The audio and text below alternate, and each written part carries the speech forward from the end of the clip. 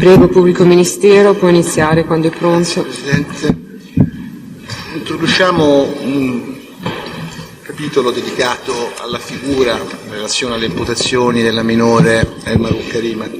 È acceso il suo microfono? Sì, alla minore El Marouk Karima. Innanzitutto, dottor Ciacci, sono state svolte verifiche in ordine alla nazionalità, alla paternità della minore ed eventuali parentele della stessa con l'ex presidente egiziano Mubarak. Allora, è stato acquisito il fascicolo presso il Tribunale Minori di Milano e la documentazione presso il Comune Milano, i servizi pronto intervento. Sono stati altresì acquisiti i documenti di identità della stessa che la identificano come El Marouk Karima, nata in Marocco l'1/11 del 90. Scusate, interrompo, vorrei sapere se lei sta riprendendo il testimone. Cosa sta facendo con l'apparecchio che ha davanti a lei? Prego il carabiniere di avvicinarsi e controllare che non abbia effettuato riprese del testimone, atteso che sono soggette a preventiva richiesta di autorizzazione. Prego, procediamo. Diceva appunto che l'identità è stata appunto accertata come El Marouk Karima, Marocco 1/11/92. La stessa, El Marouk Karima, è figlia di Mohamed El Marouk, di professione ambulante, e di Zara Yazini, di professione casalinga. E ha 3 fratelli più piccoli, Zakaria, Malika e Abdan Nor, del 2003, 2004 e 2007. Diciamo il contesto della famiglia è un contesto di una famiglia in provincia di un paesino della Sicilia, Letojanni, di una estrazione modesta, appunto il padre è un venditore ambulante e la madre una casalinga, contesto in cui la stessa ragazza è cresciuta. Benissimo, dottor Ciacci. Poi verremo ai fatti del 27 maggio, compatibilmente con le sue conoscenze e con specifica attività di investigazione da ella svolta, ma fin adesso le voglio chiedere se sono stati poi acquisiti i documenti della signora Ruby, ovvero di El Marouk Karima, e se vi sono stati accertamenti direttamente svolti presso il domicilio dei genitori letojanni. Sì, sono stati acquisiti i documenti in più momenti, nel senso con l'acquisizione del fascicolo del Tribunale Minori, direttamente dalla comunità Le Glicine Cirs, dove la stessa era stata collocata nell'ultimo periodo della sua permanenza in Sicilia, e precisamente era stata collocata il 18 febbraio del 2009 fino al 22 maggio del 2009, e successivamente è stata anche acquisita la copia della sua documento di identità quando in sede di restituzione dei beni sequestrati.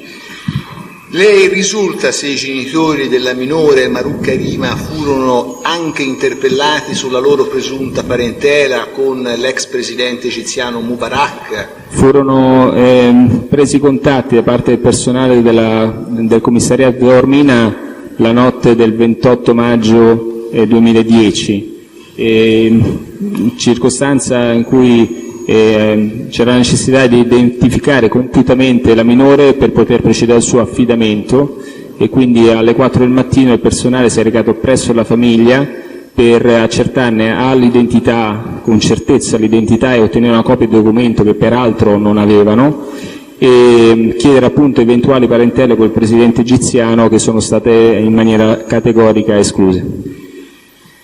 Torneremo su questi accertamenti e sui fatti del 27. Adesso vorrei che lei si concentrasse sugli accertamenti investigativi e le risultanze acquisite da codesto ufficio in ordine appunto alla minore El Marouk Karima, e segnatamente se emerge dalle indagini e dalle acquisizioni un percorso della stessa all'interno di varie comunità e via dicendo. Sì, delinei la figura di questa, come dicevo prima, sono state acquisite documentazioni dal Tribunale Minori di Milano e dal Comune stesso di Milano, e dall'incartamento si evince, si può desumere la vita di El Marukarima, appunto nata in questa famiglia poco abbiente, e dalla quale la stessa effettua più fughe, si allontana dall'abitazione del familiare. Già nel 2006 avvengono queste continue fughe.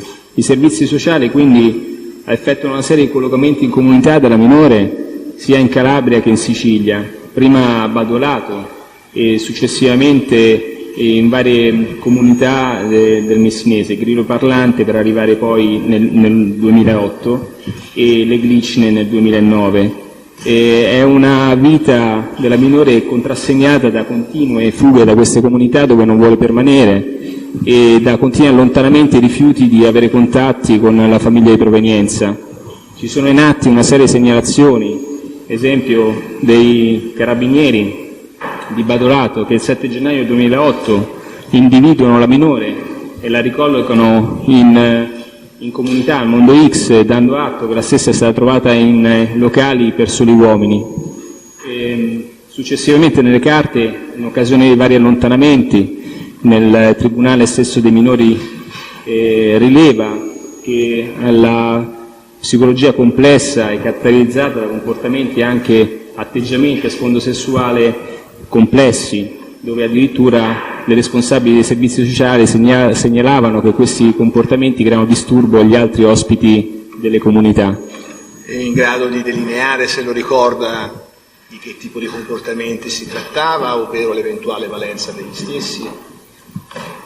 Viene evidenziato, la stessa viene indicata dalla responsabile della comunità grilloparlante, la dottoressa Stillo, in atteggiamenti che simulano rapporti sessuali e in pubblico, nel senso in modo da poter essere visibile anche dalle finestre aperte della comunità e alla presenza degli altri ospiti. Viene anche descritta nei programmi di recupero che compila la comunità Glicine come una ragazza caratterizzata da comportamenti manipolativi e seduttivi per raggiungere i propri scopi. Benissimo.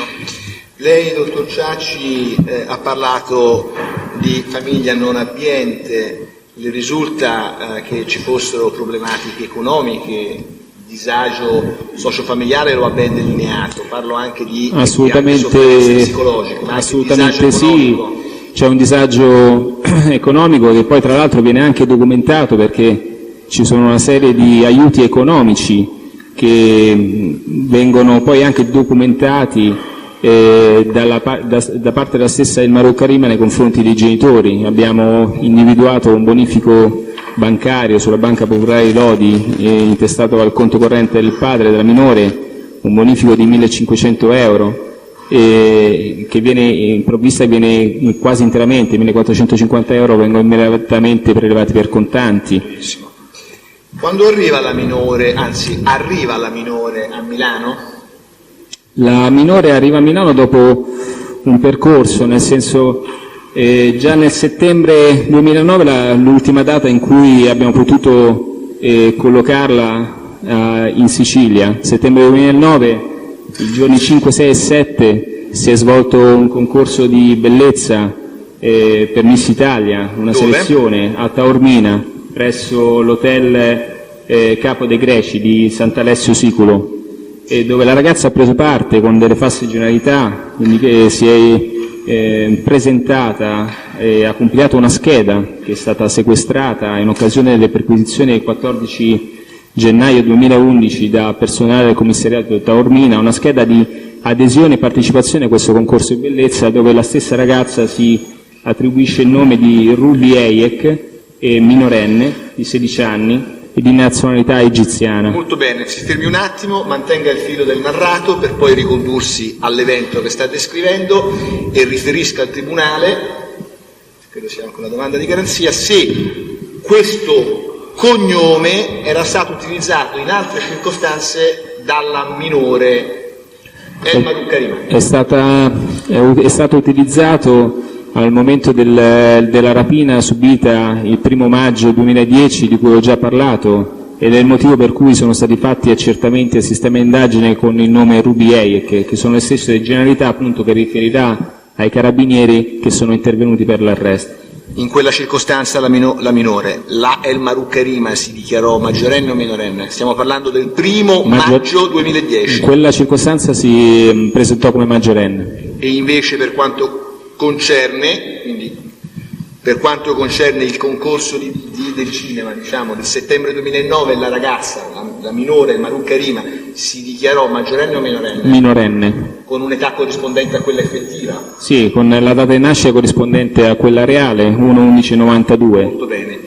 Vuole riferire chi presentava quel concorso, chi era membro della giuria? Allora, il concorso era stato organizzato da Antonio Lopresti, che ha una anonima società, cioè la All Service di Lopresti, con cui ha organizzato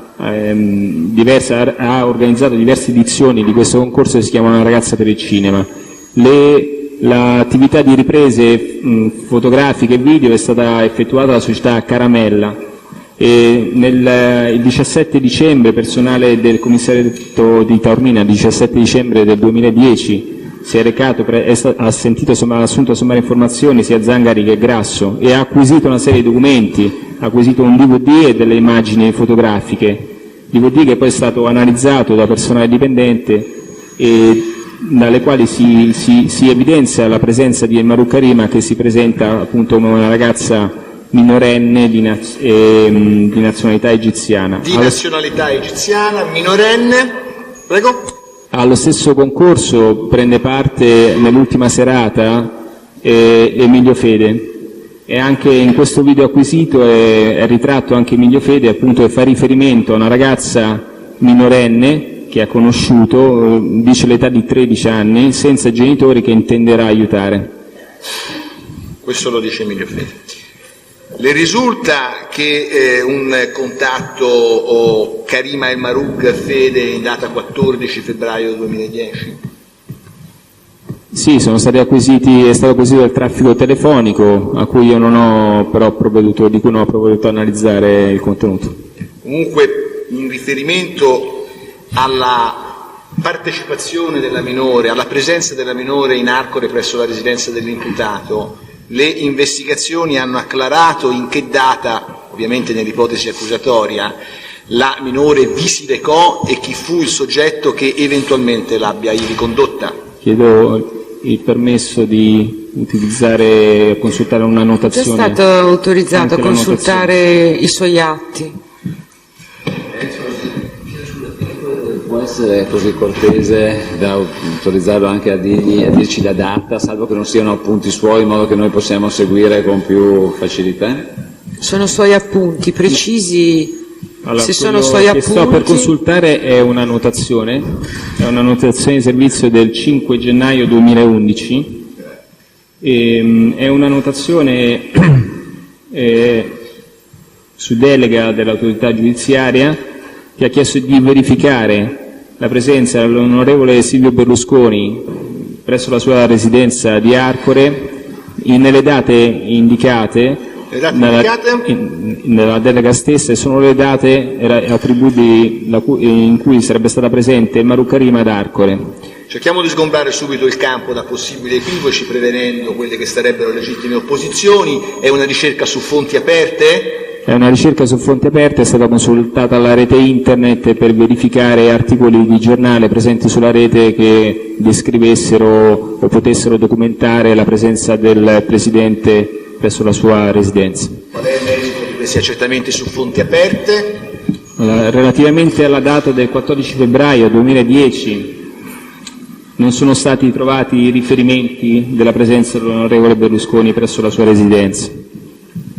Relativamente alla data del sabato 20 e domenica 21 febbraio 2010... Sta indicando le date in cui la minore si sarebbe trovata? Sarebbe stata presente ad Arco. Quindi l'accertamento è questo. Abbiamo trovato riscontro della presenza dell'onorevole Silvio Berlusconi nel pomeriggio del 20 febbraio presso la sua residenza. e sugli articoli giornali c'era un'indicazione che il 21 febbraio è risultato fissato un incontro, ma poi è stato spostato la mattina successiva, quindi non è stato possibile approfondire questo accertamento. Sul 27 e 28 febbraio 2010 è stata segnalata la presenza del Presidente alla data del 28 febbraio.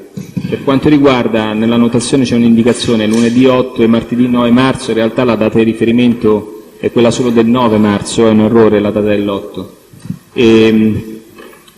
È stata riferita nella notazione appunto la giornata della presenza del Presidente delle date del 7 e dell'8 marzo, ma non abbiamo trovato riscontro della data del 9. Domenica 4 aprile, lunedì 5 aprile è stata rilevata la presenza del Presidente nel pomeriggio del 3, nella giornata del 4 aprile e nella sera del 6, nessun riferimento alla data del 5. Per quanto riguarda la data del sabato 24, domenica 25 e lunedì 26 aprile è stata rilevata la presenza nella mattina del 24 e dalle ore 23 del 25 aprile fino alle 4 del 26. E successivamente è stata rilevata la presenza anche per tutta la giornata del 26 presso Villa Germetto e poi a pranzo presso la residenza di Arcore. Nella data del primo maggio, sabato 1 maggio, domenica 2 maggio è stata rilevata la presenza del Presidente domenica 2 maggio.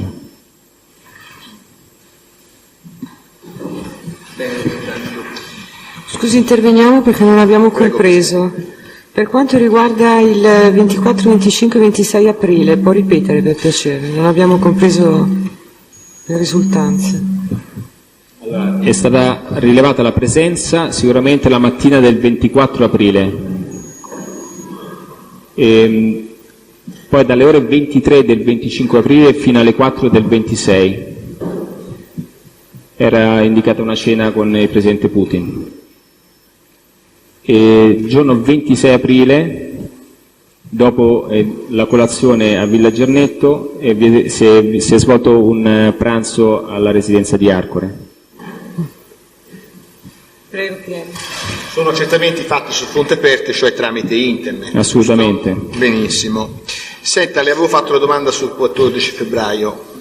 Ci sono delle evidenze investigative che le consentano di ricostruire questa giornata in riferimento alla minore? Le risulta qualcosa? Se non può riferire sul contenuto di intercettazioni o di altri dati, lo dice ovviamente.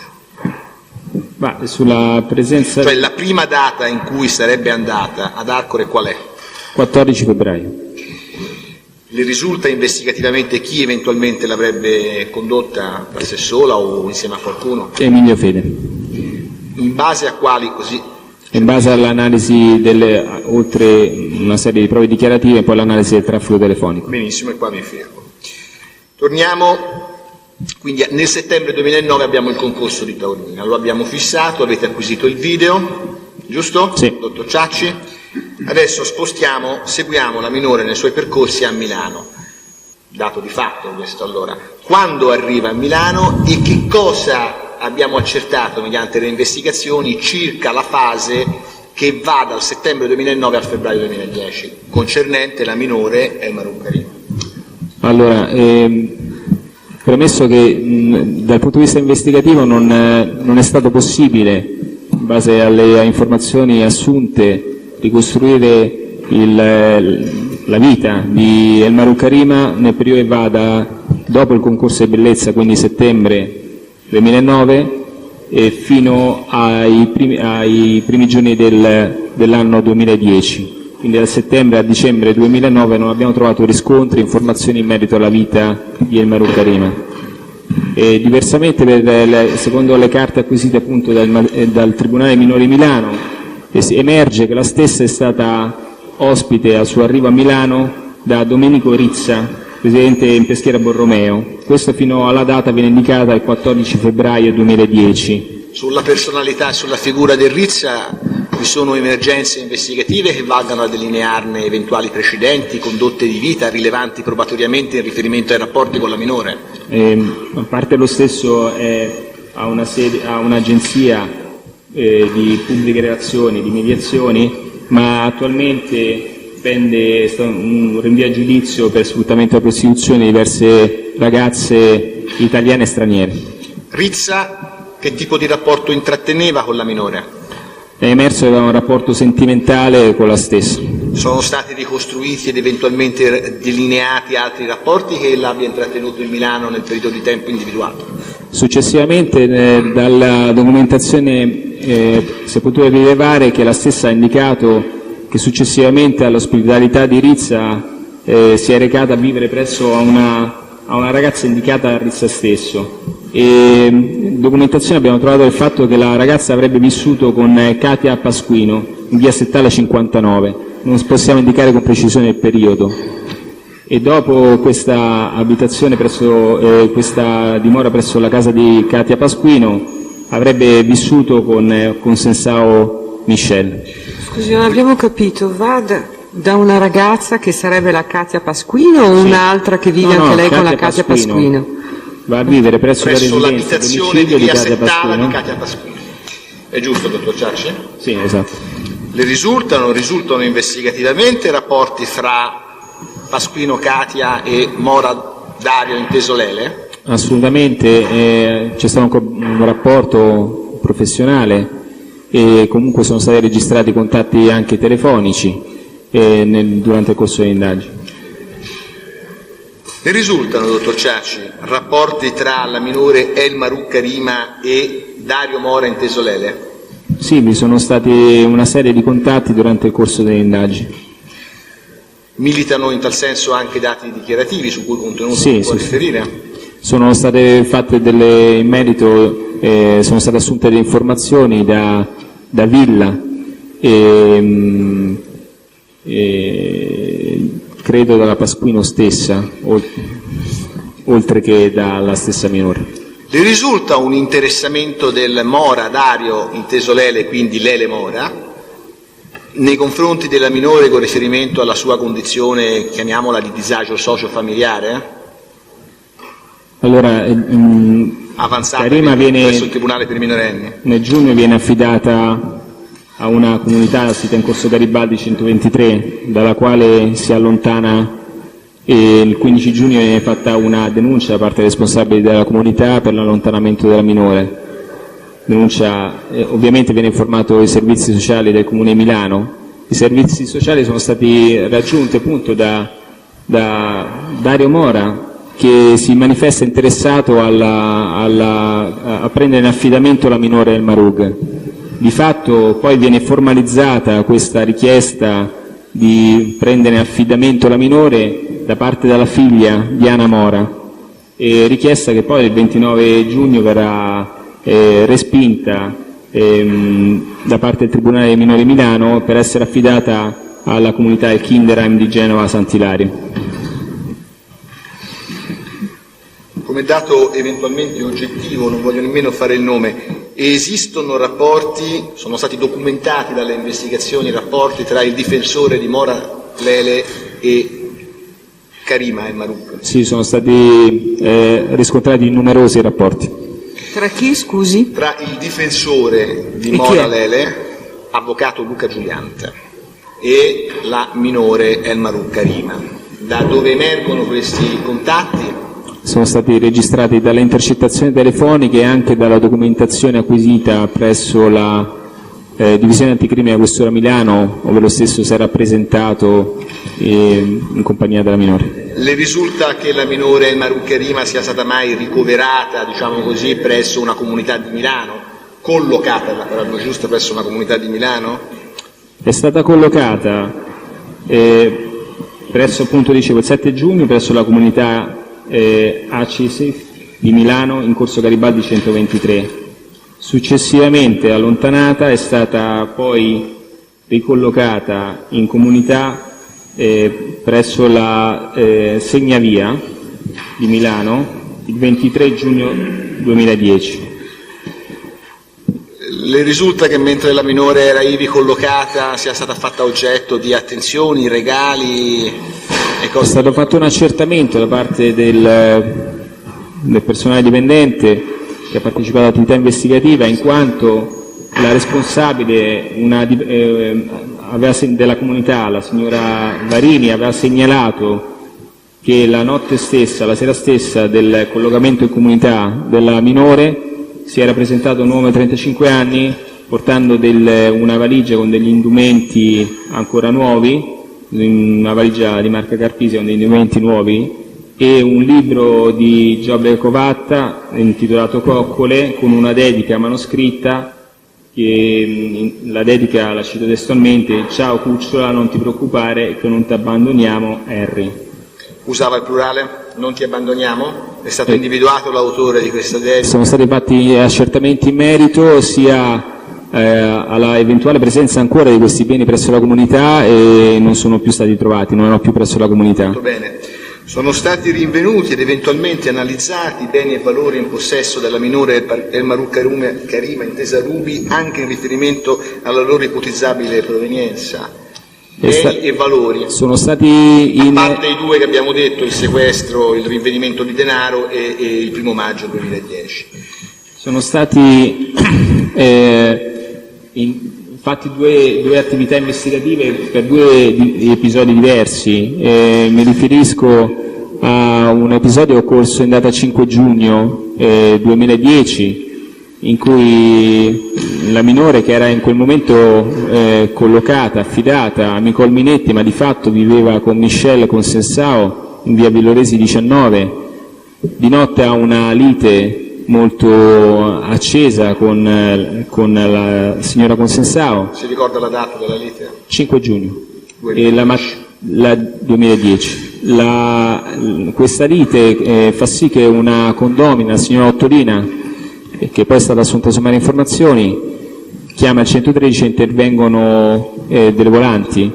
Una di queste trova appunto la minore quasi nuda, con dei lividi sul corpo, e decide di ricoverarla in ospedale. Viene portata dal 118, è stato sentito anche l'operatore 118, signor Bucchinieri, e viene portata alla De Marchi, dove viene ricoverata alle 7 del mattino. In quella circostanza la minore ha riferito di essere stata sottratta una collanina, un ciondolo, una croce d'oro, su cui appunto sono stati fatti degli accertamenti. Questa croce d'oro, la marca? La marca, abbiamo potuto individuare la marca, che è della gioielleria Re Carlo. Sono stati fatti accertamenti presso la gioielleria e il proprietario ha indicato che questo bene, innanzitutto l'ha identificato con estrema certezza, e poi ha indicato che questo bene è stato acquistato in misura di 98 pezzi dalla società Digital. Che qui dovremmo sentire Re Carlo. Scusi. C'è opposizione, dovremmo sentire Catonel Gioielliere. Come si chiama, scusi, il proprietario di questa gioielleria, che sta dove, la gioielleria? La gioielleria è a Valenza Po. Il proprietario è Domenico Palmieri. Che è stato assunto a SIT su queste È stata fatta un'annotazione che è datata 29 luglio 2010. Ma risulta quanti monili fossero stati acquistati? Finisco per... Prego. Chiedo scusa. Poi annotazione, la documentazione è stata trasmessa in data 29 ottobre 2010 con una relazione a mia firma.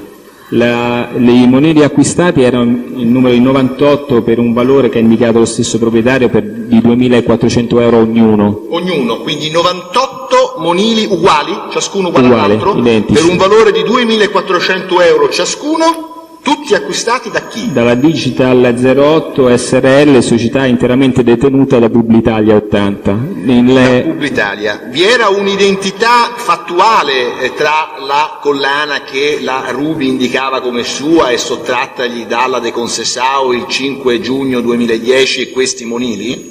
Assolutamente sì, oltre a esserci l'identità viene indicato anche, aveva un numero, una sigla, il monile XB 361/080, riconosciuto appunto dal dottor Domenico Palmieri, che lo stesso ha riferito essere stati acquistati dall'onorevole Silvio Berlusconi. Su questo c'è assolutamente opposizione, su questa risposta. Accolta, non può riferire sul contenuto di dichiarazioni rese da terzi Quindi, soggetti. benissimo, signor Presidente, quindi 2.400 per 98. Adesso io le domando, le risulta che la minore Marucca Rima e Ruby detenesse anche materialmente presso la comunità beni e valori? Sì, sono stati in data 27 ottobre 2010 prima fotografati i beni che la stessa aveva lasciato presso la comunità Sant'Ilario, dalla quale si era allontanata la notte del 23 settembre a seguito dell'episodio che ho prima narrato, quando è stata fermata e trovata in possesso di 5.000 euro. Si è allontanata, 2010, si è allontanata definitivamente dalla comunità per andare a vivere presso questa residenza, questo domicilio di via Rivarolo a Genova. Questi beni sono stati prima fotografati, stavo dicendo, e poi sono stati sequestrati il giorno successivo. Questi beni sono stati poi repertati, fotografati e sono stati oggetto poi di una notazione comparativa fra i beni stessi e quelli fotografati il giorno 14 gennaio durante le perquisizioni alle ragazze che ho citato prima, oggetto di perquisizione del 14 gennaio. Perfetto. Con riferimento alle disponibilità economiche della minore Elma Marucca Rima, che ha compiuto 18 anni nel novembre, mi sembra il 1° novembre 2010, può eventualmente riferire in ordine ad acquisti di beni immobili da parte della stessa, programmati ed effettivi, ovvero se in tal senso vi sono risultanze investigative? O comunque sulla disponibilità di cospicue somme di denaro? Diciamo che sono emerse la volontà da parte della minore di acquistare un'abitazione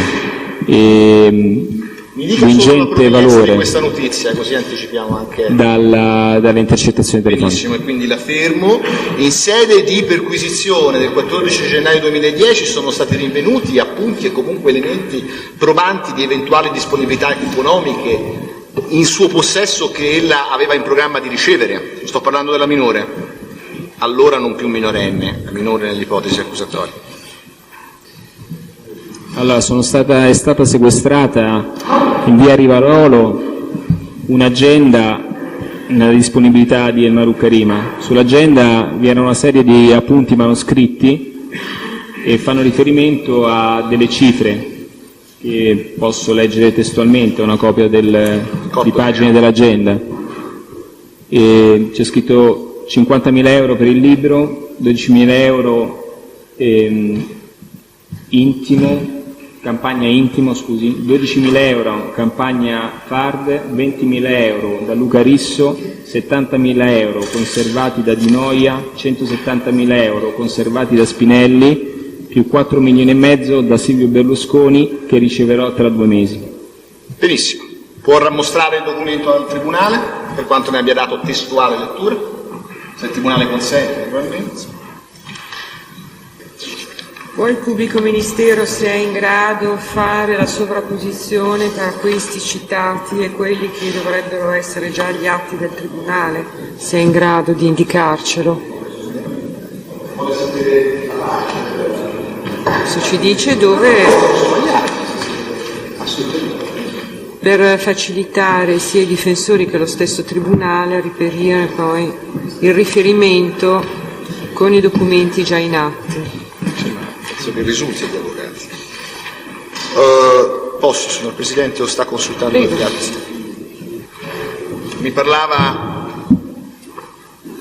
abbiamo parlato delle captazioni e su cui non entriamo nel merito. Adesso introduco, lo dico per gli avvocati, il tema del 27 maggio 2010. Quindi si concentri su questo. Lei ha già menzionato le annotazioni del 27 maggio e del 28 luglio 2010. Vorrei che lei riferisse al Tribunale cosa le risulta in merito alle circostanze ivi attestate e come queste annotazioni planarono sulle scrivanie dei pubblici ministeri. Allora, sono state una serie di informazioni che scaturiscono dalle annotazioni di servizio di Landolfi in merito agli accadimenti. Chi è Landolfi? In merito agli accadimenti del 27 maggio, 28 maggio, in cui Landolfi, come capo pattuglia di una volante, interviene appunto su un'attività operativa. Quindi le relazioni di servizio che lui compila in data 28 maggio 2010 e successivamente compirà una seconda annotazione del 28 luglio 2010. Gli stessi atti poi arrivano alla Procura attraverso delle relazioni della divisione anticrimine firmata dall'ispettore Ceccarelli, annotazione dell'ispettore Ceccarelli, che ripercorre una serie di episodi che riguardano la minore, sia dell'affidamento del 28 maggio, sia del ricovero della stessa alla clinica dei Marchi il 5 giugno, sia dei rapporti della stessa con l'Elemora, con Pasquino, con la Minetti, e a cui vengono poi allegati una serie di atti di documenti. Tutta questa documentazione acquisita, o meglio parte di questa documentazione acquisita, è stata su delega dall'autorità giudiziaria da me analizzata e compilata, diciamo, in maniera analitica in per punti gli accadimenti del 27-28 maggio. Quindi sino al momento in cui queste annotazioni non vengono trasmesse dalla divisione anticrimine della questura di Milano, al 14 aprile 2010 vi era soltanto l'informativa di Monforte Vittoria su fonte confidenziale. Assolutamente sì. Assolutamente sì. Da lì, dalla divisione anticrimine, arrivano queste notazioni. Sintetizzi al Tribunale il contenuto delle stesse. Devo dire che poi una serie di documenti sono stati poi assunti in epoca successiva, ovvero a seguito delle sommarie informazioni rese dal dottor Ostuni, capo di gabinetto a questore Milano, avvenuta il 30 ottobre 2010, sono stati fatti una serie di accertamenti che iniziano il 2 novembre 2010 e per tutto il mese di novembre, dove vengono acquisite delle documentazioni inerenti a registrazione del 113 o traffico telefonico della questura e accertamenti vari che poi di fatto sono stati eseguiti direttamente dal dottor Luca Serino, responsabile dell'ufficio prevenzione generale in pro tempore, perché diciamo con funzioni di dirigenza in quanto il dirigente era assente. E da questi documenti acquisiti appunto è stata compilata la notazione del 2 dicembre 2010 per cui ripercorre gli accadimenti quel giorno. Si può rilevare che alle ore 18 è stata registrata presso il 113 una chiamata da parte di Pasquino Caterina, che chiede appunto l'intervento, una chiamata molto lunga di 12 minuti, in quanto aveva visto questa minore, il Marucca Rima, che lei di cui non conosceva però esattamente le generalità, e dice appunto che la minore è responsabile di un furto in suo danno di 3.000 euro e chiede appunto l'intervento del 113. Intervengono sul posto alle 18:15 una volante con a capo l'assistente Cafaro e l'agente Russo, che individuano appunto Caterina Pasquino, individuano il Marucca Rima e procedono a quindi fermare la minore, identificarla e assumere le generalità. Si può riscontrare che alle 18:49 alle 18:55 sono state fatte una serie di interrogazioni al sistema indagine della Banca dei Polizia, che da parte dell'Ufficio Prevenzione Generale della Questura di Milano, che lasciano desumere appunto che in quel momento la minore fosse già con precisione identificata. A che ora siamo, dottor Ciacci? 18:49 18:55 sono gli orari. 18:49 18:55 consultazioni sistema interforze di polizia, ovvero lo SDI, minore Marucca Rima compiutamente identificata. Da parte di chi l'interrogazione? Da parte della Questura di Milano, l'Ufficio Prevenzione Generale, e vengono fatti gli accertamenti dalla nostra centrale operativa, cioè la volante operante chiede di effettuare un accertamento e viene eseguito dalla centrale operativa. Quindi la minore risultava inserita nel cervellone? Risultava inserita con 3 nomi diversi, ovvero vi era, è manifesto che vi fosse un errore sull'inserimento, perché in un caso è corretto il nome, in un caso è sbagliato perché l'H viene prima della A nell'inserimento, e poi c'è un terzo inserimento in cui El Marug è scritto attaccato invece che separato. Questo genera 3 identità diverse, e di fatto questi 3 nominativi non erano legati fra loro, non erano considerati alias, erano come 3 soggetti distinti. Alle 18.49 18.55 però viene sviluppato il nominativo corretto di Marug Karima, quindi viene proprio completamente identificata con la data di nascita ragazza, corretta? Con la data di nascita corretta, e si evince subito che è una ragazza da inserire in comunità, tant'è vero che la volante, l'assistente Cafaro, contatta alle 18.57 la responsabile Mirella Mirodi della comunità Le Glicine di Messina, dove la stessa minore si era allontanata nel maggio 2009. E appunto risultava questo rintraccio alla minore per essere ricollocata in comunità. Quindi un rintraccio dalla minore per essere ricollocata in comunità. Andiamo avanti. Alle 19.13 sempre l'assistente Cafaro, attraverso il 113, telefona al PM di turno, dottoressa Fiorillo, il Tribunale Minori, e ha una conversazione molto lunga di 15 minuti, con il contenuto non so se posso riferire. Il contenuto è stato registrato, c'è il Presidente comunque forse.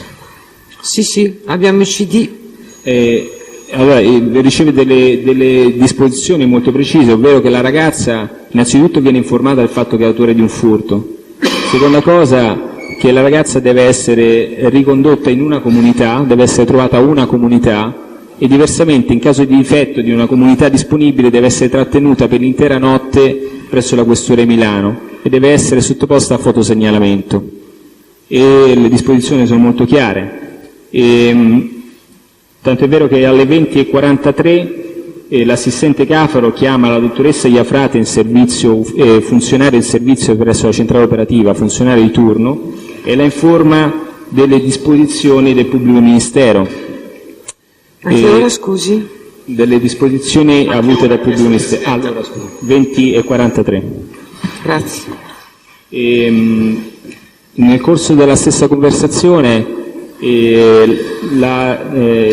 l'assistente Cafaro chiede di potersi recare presso via Villoresi 19, indirizzo dove abita la minore, ospite della Consensao Michelle, per prendere dei capi di abbigliamento.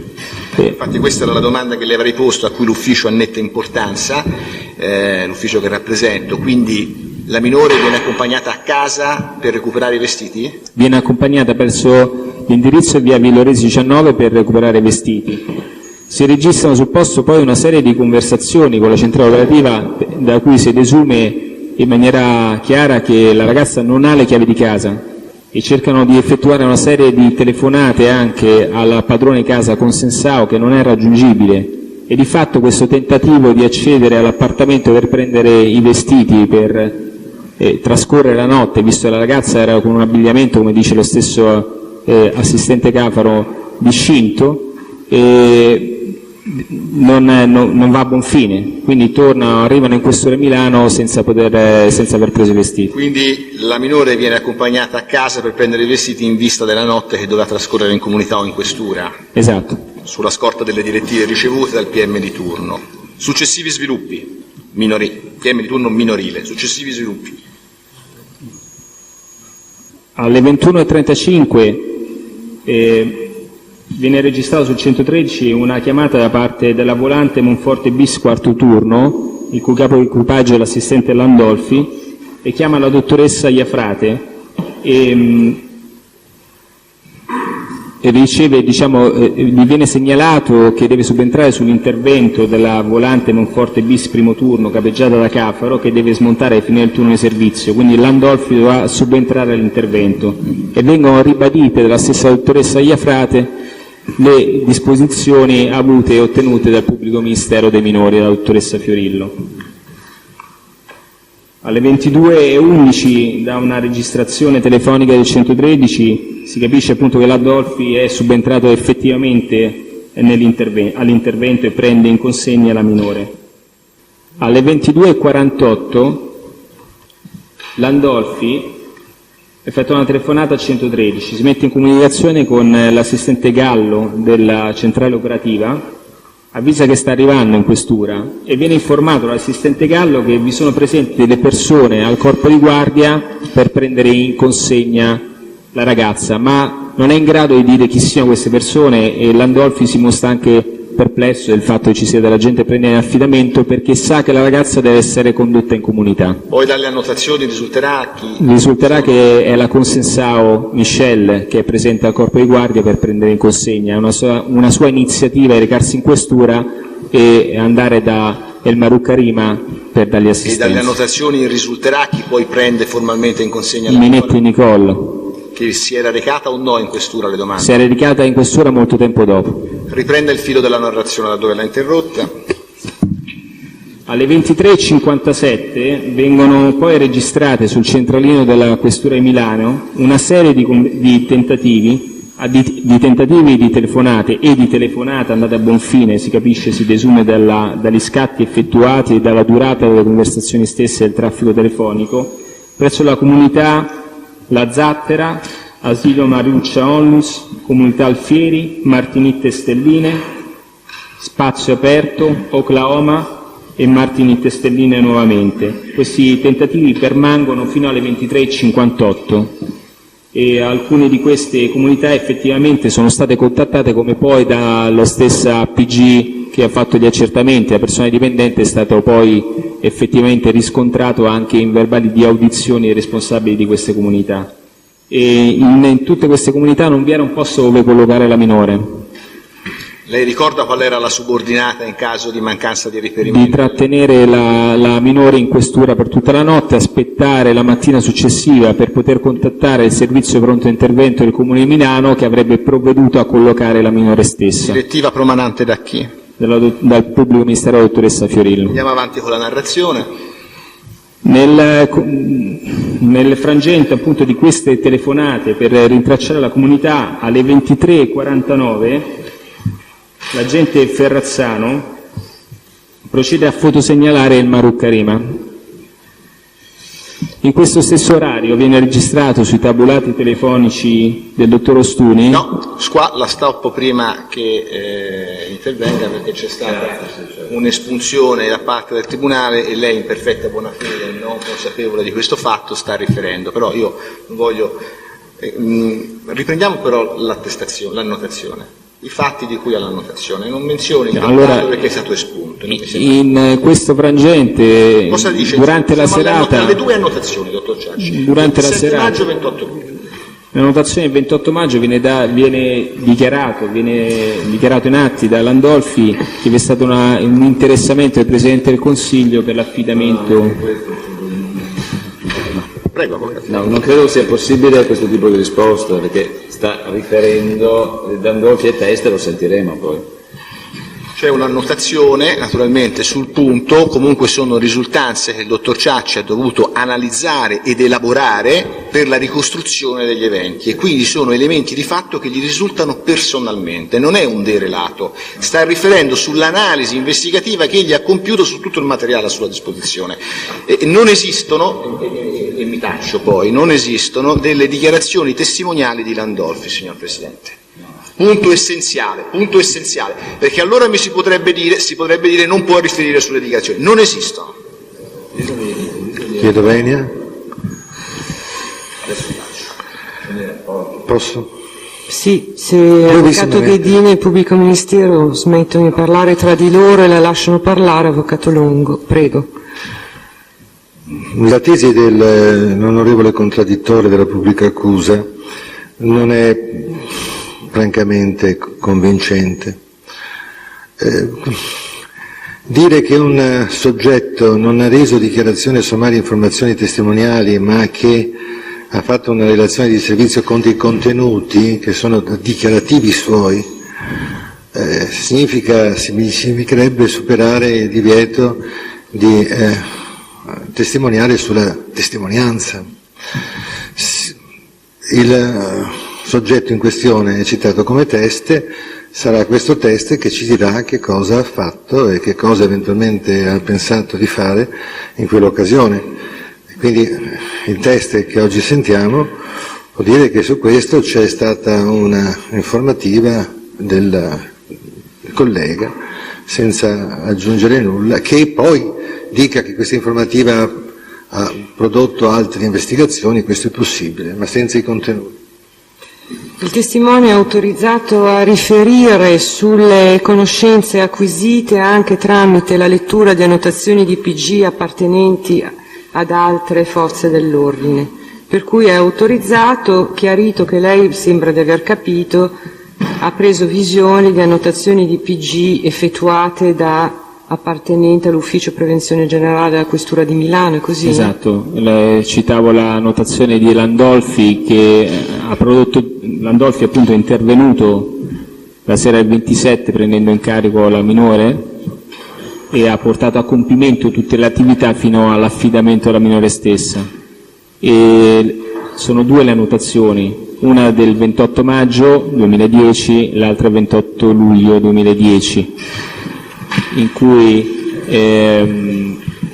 vengono appunto precisate le circostanze secondo le quali sarebbe stato un interessamento del Presidente del Consiglio in merito all'affidamento della minore proprio nella notte, la sera del 27 maggio. A chi? Un affidamento a chi? All'affidamento poi a Nicole Minetti, cioè sarebbe arrivato sul posto un consigliere regionale, Nicole Minetti, che sarebbe potuto prendere in carico la minore in quanto si evince in rapporto di parentela col presidente egiziano Mubarak. Stiamo riferendo alle annotazioni del 27 maggio 2010, no, per carità, dottor Ciacci, per la precisione, che ha detto, e 28 maggio. È stata, avvocato Perroni, mi rivolgo al Tribunale, se no poi vengo sgridato, ma è stata già superata, mi pare, questa questione. L'ha ammessa la domanda, signor È Presidente? stata ammessa la domanda. Infatti, mi rivolgevo a voi. Quindi anziché 28 maggio, come ci ha detto ora, conferma, come sta dicendo il Pubblico Ministero, che le annotazioni di Landolfi sono del 27 maggio e del 28 luglio 2010? Sì. Allora, lei, dottor Ciacci, ha parlato di un interessamento del Presidente del Consiglio per l'affidamento della minore a Nicole Minetti, e qua ci possiamo fermare perché poi saranno Landolfi e altri. Questo è il testo comunque dell'annotazione, che io mi permetto, lei ce l'ha, se no gliela mostro No, io. qua come? Posso, signor Presidente? Mostrare cosa? Le annotazioni? Prego. C'è opposizione, non è neanche del suo ufficio poi Landolfi, tra l'altro. È Quindi, del commissariato Monforte Vittoria, di turno quella sera con l'UPG. sì, non c'entra assolutamente Ma il nulla. Tribunale si è E già quelle le annotazioni a cui Sì, menzionate dello noi- stesso testimone? Come si chiama? Sono le due annotazioni di cui ci ha parlato adesso lo Assolutamente stesso sì, testimone? Assolutamente sì. Comunque da noi serve solo per la verbalizzazione per i gradi successivi, perché non è neppure del suo ufficio. Quindi Le vuole mostrare? Io, Il Pubblico con Ministero è l'autorizzazione del Tribunale, autorizzato. procedo a rammostrargliele. E lo dico al microfono che vi è anche un verbale di affidamento. E domando, dottor È solo ai fini di rilevare l'errore che ci ha fatto prima in merito alla data? per riconoscere se sono quelle di cui sta menzionando, di cui sta parlando. Sono queste? Sono queste le relazioni che aveva visto lei? Questa del 27 maggio è di Cafaro Hermes. Poi c'è quella. Eh. Lei ha menzionato 27 maggio 2010 e 28 luglio. No, Eccola allora, qua. me ne manca una. Manca una. Grazie. Allora, c'è un po' di ordine. 27 maggio 2010 è una relazione a firma di Cafaro Hermes, che è il capo equipaggio del volante Monforte bis primo turno, che ha fatto la prima parte dell'intervento. Sì. Poi il gli manca- 28 maggio 2010 è di Landolfi Marco, assistente della Polizia di Stato, in cui relaziona sull'intervento eseguito fra il 27 e il 28 maggio. E poi viene una del 28 luglio 2010, sempre di Landolfi, in cui approfondisce le circostanze in merito a quell'affidamento. Era solo per farvi la scansione. Delle date delle annotazioni.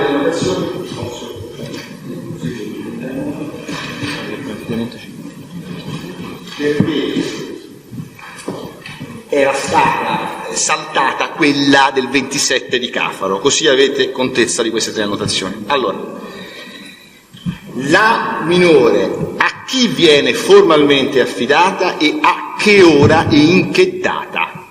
La minore del Maruk Karima. E se c'è un verbale? Allora, la minore viene affidata alle 2 del mattino da Landolfi Ferrazzano a Nicole Minetti. E vi è un verbale di affidamento che riporta quell'orario.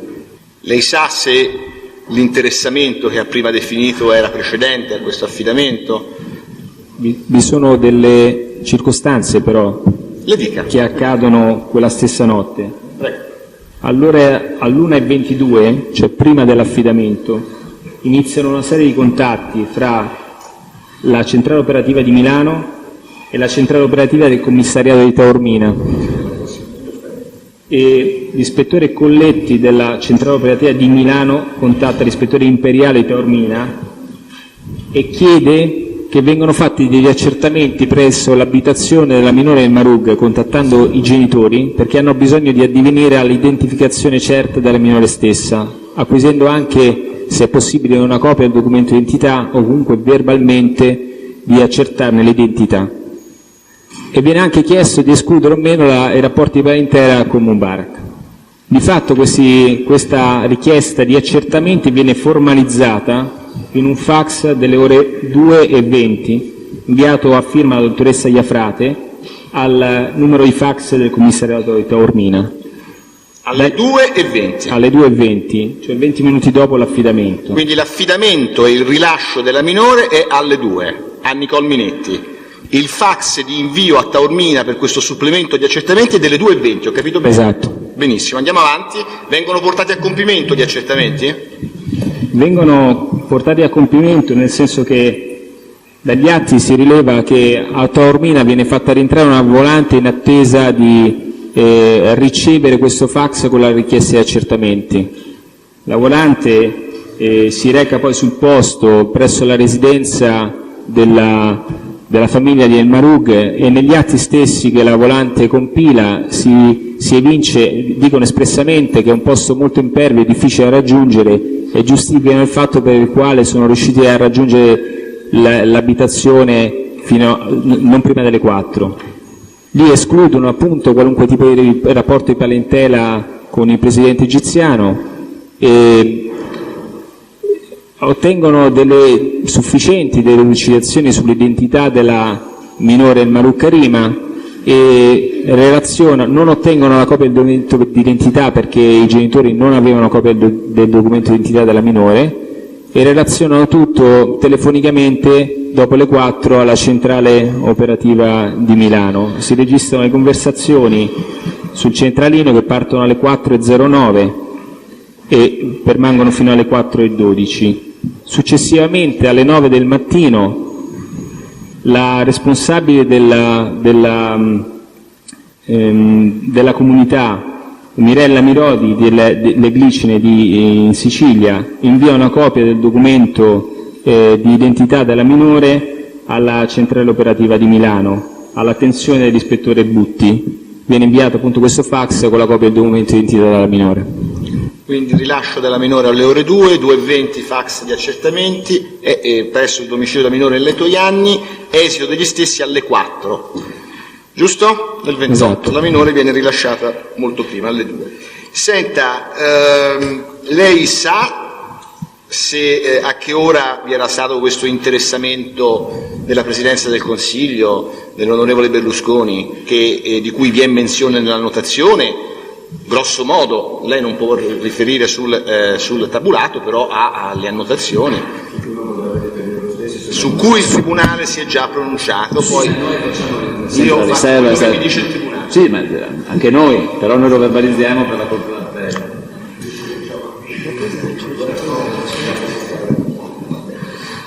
Prego. È autorizzato a riferire.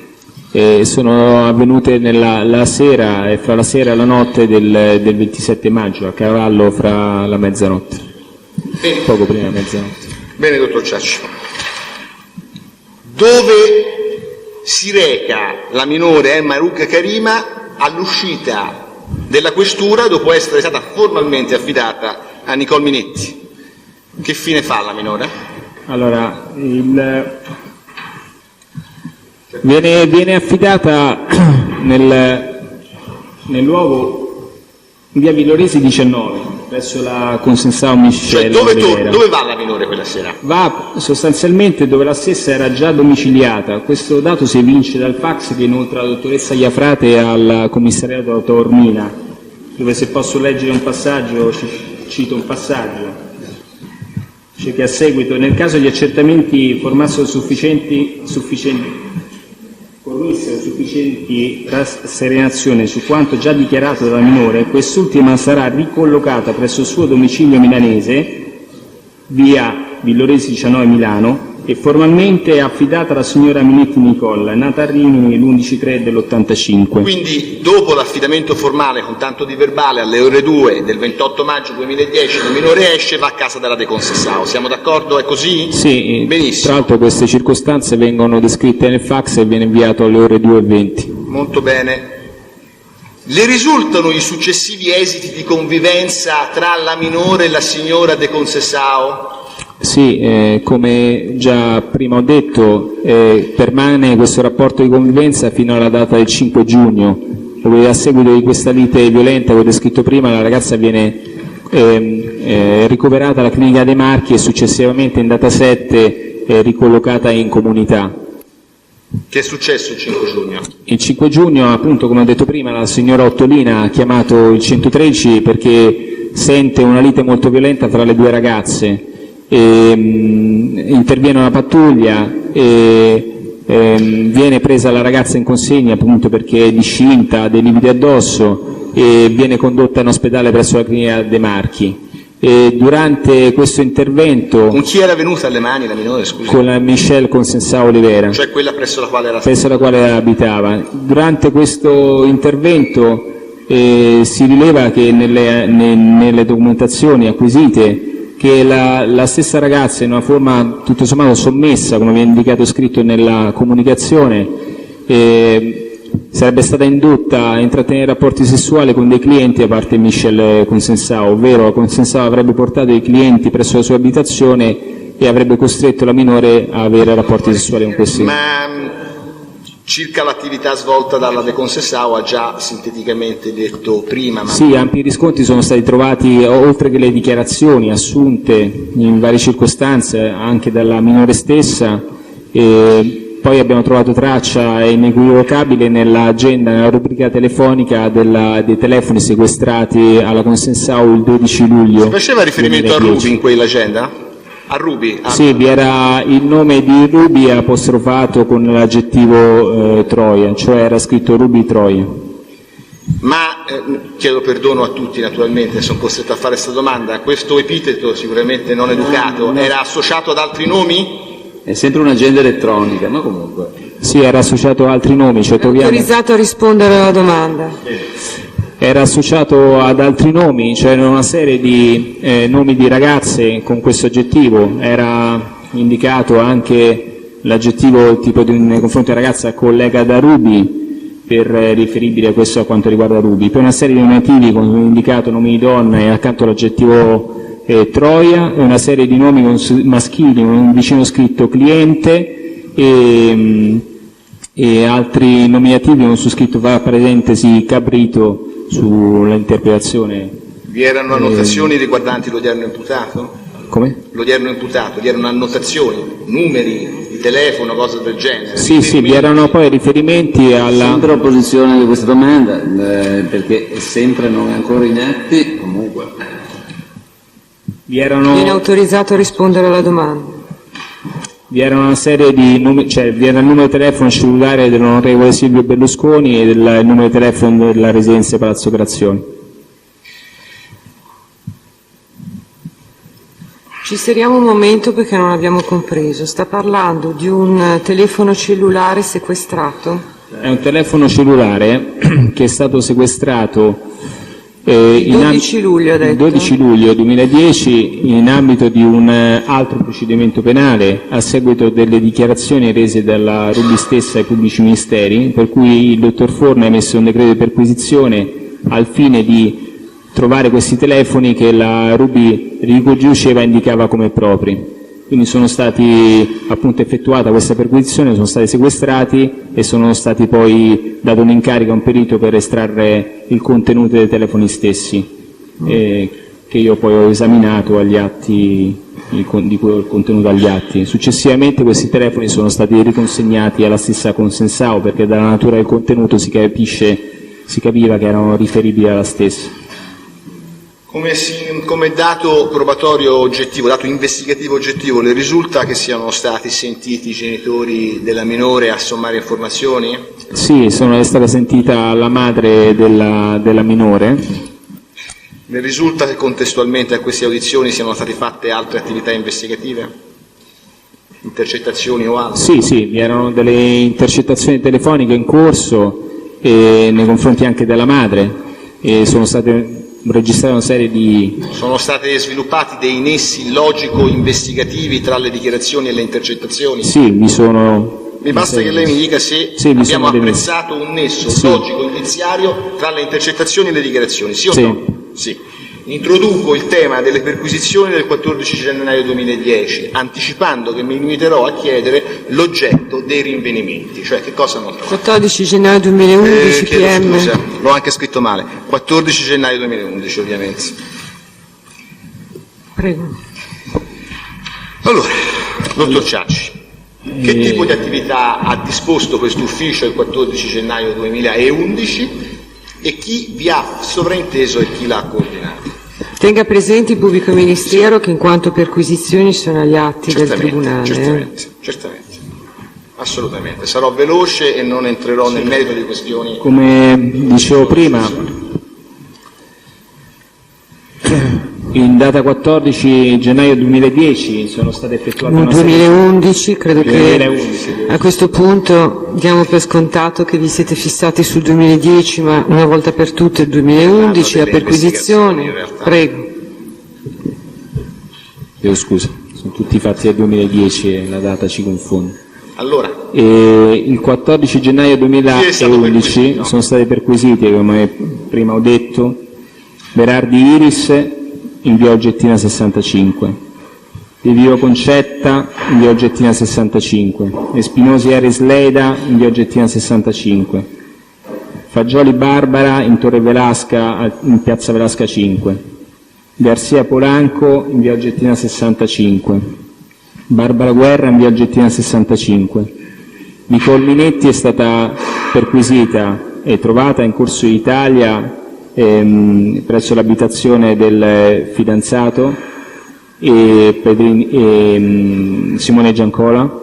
È stata perquisita altresì l'abitazione in via Santa Cecilia nella sua disponibilità in quanto a un contratto di locazione di fatto in quel momento era occupata da Pedrini Luca, ed è stata perquisita l'abitazione di quel contratto in via Oggettina 65. È stata perquisita Sorcinelli Alessandra in largo La Foppa 4, Toti Elisa in via Oggettina 65, Bisanna Ioana in via Oggettina 65. Sono state altresì eseguite perquisizioni a strada Clotilde, collaboratrice Nicole Minetti, De Vivo Concetta e Via Leonora presso le abitazioni di Napoli, ove le stesse sono state trovate. Minetti Antonio, padre Nicole Minetti, è stata perquisita l'abitazione che era anche nella disponibilità della figlia, e Marucca Rima è stata perquisita in via Swinburne presso la residenza di Luca Risso, dove la stessa viveva in quel momento, e via Rivarolo 45, luogo dove aveva la disponibilità di un immobile. Allora, ha finito dottor Ciacci? Questo è l'elenco dei obiettivi perquisiti. Sì. Vuole riferire al Tribunale le tipologie di beni e documenti rinvenuti e se sono stati rinvenuti anche atti. Allora, sono stati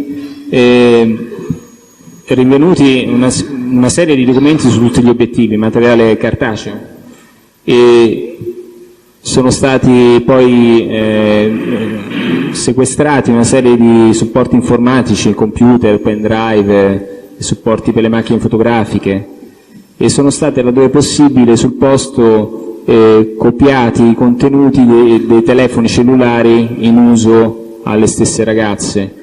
Poi di fatto questa attività di perquisizione non è stata seguita da me, ma è stata seguita dal collega Bertoli. Io ero impegnato su un altro servizio, quindi è lui che magari nel dettaglio potrà riferire più puntualmente. Sulle tipologie puoi rispondere, che poi Bertoli oggi non c'è, le tipologie le ricorda? Le ho fatto... Sono state appunto tutto il materiale informatico sequestrato, poi è stato consegnato alla polizia postale per la copia forense del materiale.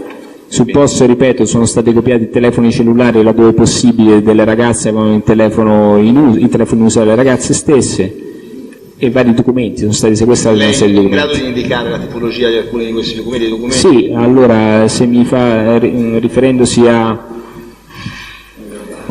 No, vabbè, ma quello...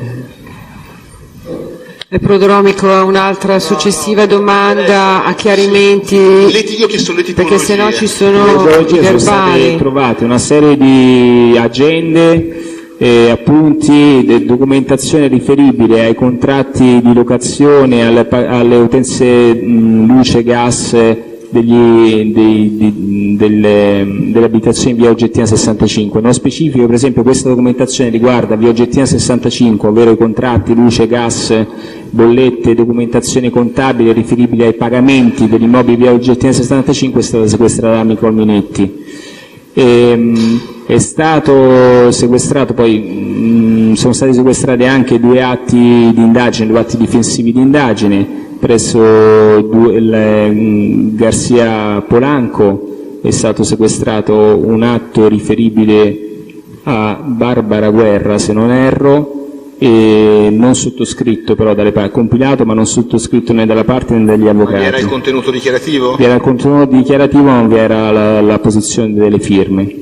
E invece è stato poi sequestrato un altro atto a De Vivo Concetta, sempre un stesso tipologia di atto, ovvero dichiarazioni difensive, non firmate dalla parte, ma sottoscritte dall'avvocato Longo. Mi pare comunque irrilevante sul tema di prova, e quindi andrei oltre rispetto a questo aspetto. Tra i documenti sequestrati sono stati trovati anche gioielli? Sono stati trovati i documenti tra le cose sequestrate? Sono stati sequestrati, ma laddove è stato possibile sono stati solo filmati, poi sono stati invece sequestrati e poi restituiti previa repertazione una serie di gioielli che sono stati oggetto di una notazione comparativa fra i beni di El Maruccarima sequestrati e poi fotografati sequestrati in data 28/10/2010 e quelli di altre ragazze rinvenute in sede perquisizione del 14 gennaio 2011. È stata riscontrata o meno omogeneità tipologica tra i gioielli sequestrati? Allora, sono stati innanzitutto sequestrati i gioielli e poi repertati di Berardi, Espinosa, Sorcinelli, Toti, Visan, De Vivo Eleonora, De Vivo Concetta, Garcia Polanco, Fagioli, Minetti e Guerra. Sono stati trovati identità fra gioielli sequestrati a Rubi in data 28/10 e quelli rinvenuti da Berardi, da Toti, da Garcia e da Minetti, e delle similitudini per la fattezza, ovvero indice il fatto che sono stati acquistati nello stesso posto fra quelli di Rubi, Berardi, Visan e Minetti. Alcuni oggetti poi alcuni di questi oggetti trovati in sede di perquisizione sono stati trovati identici nella disponibilità di più ragazze. Nel senso, lo stesso oggetto è stato trovato a diverse ragazze, lo stesso orologio, lo stesso ciondolo, eccetera. Risultano documenti, appunti corrispondenti alla presenza delle ragazze perquisite presso Arcore, presso la residenza dell'odierno imputato? Sì, sulle agende che sono state sequestrate sono trovate una serie di indicazioni riferibili alla presenza delle ragazze alle cene. Stiamo parlando anche del cartaceo? Sì, agende cartacee. Quindi specifichiamolo, soprattutto per i signori avvocati, agende cartacee. E avete trovato corrispondenza tra queste annotazioni, che la domanda era sulla presenza in alcol delle ragazze e in particolare di chi, con la presenza di El Marouk Karima? Sì, sono state trovate delle corrispondenze, sicuramente sull'agenda della Berardi Iris sono indicate delle date in cui era presente anche El Marouk Karima. Gli altri in questo momento non ho analizzato io l'agenda. Chi è stato, esatto, adesso passiamo all'indicazione dei vari referenti, chi è stato a fare questi accertamenti? Sì, sono state trovati degli scatti, ricordo adesso uso la memoria, ma Barbara Guerra, dove ci sono delle immagini interni dell'abilitazione del Presidente.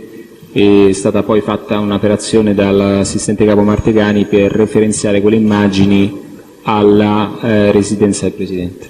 Quindi c'è una georeferenziazione estrapolabile dei dati informatici? Laddove è stato possibile è stata fatta una georeferenziazione qualora... Gli esiti dell'attività perquisitiva, cosa è stato trovato? A El Marouk Karima. Il 14 gennaio 2011.